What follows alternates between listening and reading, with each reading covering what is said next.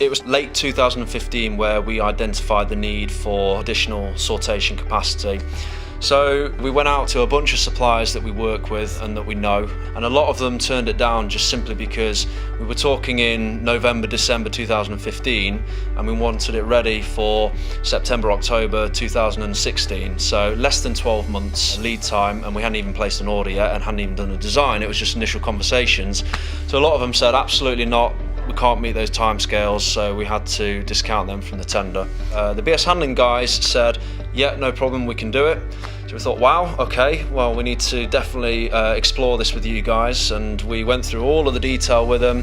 And from that initial conversation in November, a design process and order in March, they had the sorter live by Black Friday, 25th of November 2016.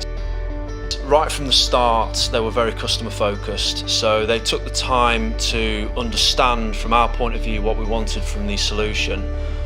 So we spent a lot of time designing it, and they were quite creative in the way that they worked out the solution. So we had some very key principles and requirements. So coming down from pack, the conveyors that are bringing parcels at the time were feeding into the original sorter, and we wanted to make sure that any parcel from any pack desk could go to either of the conveyors.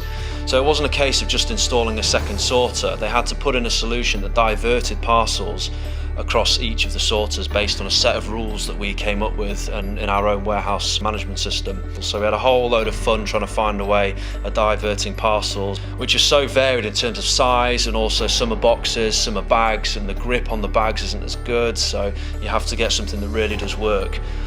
In the design process, they were very clear and they painted a picture of what it would look like, so there were no surprises at the end.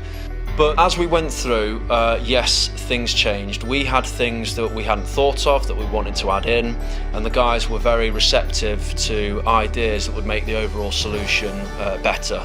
You know, there's two ways you can play that. You can either be quite strict about what the original contract was for and what the original kind of spec was for, but things change, people come up with new ideas of doing things better.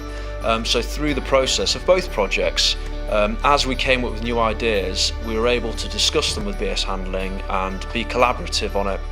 And they didn't make you feel uncomfortable about asking for changes. They didn't make you feel like this was going to be an opportunity for them to ratchet the price upon you. They took it in their stride and said, look, let's come up with something that works. Because ultimately, what the guys want is a happy customer at the end of the day. And that's what I like about them, is that when I talk to them, I can feel they genuinely care about, am I happy with the end result or not?